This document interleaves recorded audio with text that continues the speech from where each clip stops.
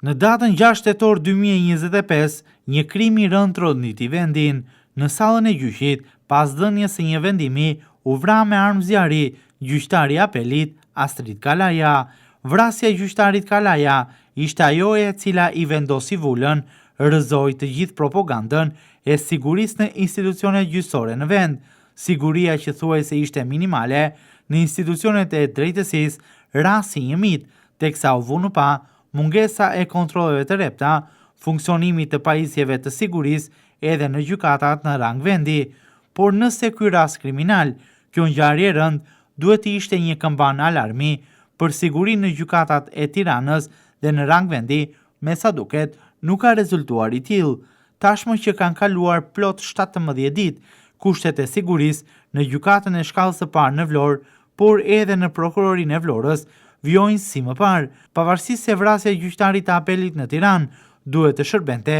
si piknisje e kërkimit të kushteve më të larta të sigurisë për çdo gjyqtar, avokat e prokuror. Në Vlorë nuk ka ndodhur diçka e tillë. Më tepër se 2 javë pas kësaj ngjarje, në gjykatën e Vlorës nuk ka asnjë shtim të masave të sigurisë, nuk ka kontrolle të repta, teksa situata i është rikthyer normalitetit, sikur më parë nuk ka ndodhur asgjë. Kujtojmë këtu faktin se fill pas vrasjes së gjyqtarit Kalaja në kryeqytet u mblodhen përfaqësuesit më të lartë të gjykatave në vend, të cilët diskutuan dhe vendosën theksin duke kërkuar masa më të repta sigurie në gjykatat në rang vendi, pa asnjë përjashtim. Kërkuan më tepër masa sigurie, pajisje elektronike për kontrollet dhe mbi të gjitha garantimin e jetës për gjyqtarët, prokurorët dhe avokatët, gjë kjo e cila disa ditë më parë u kërkua edhe nga vetë dhoma e avokatisë në Vlorë, por me sa duket, pavarësisht kërkesave në rang qendror dhe lokal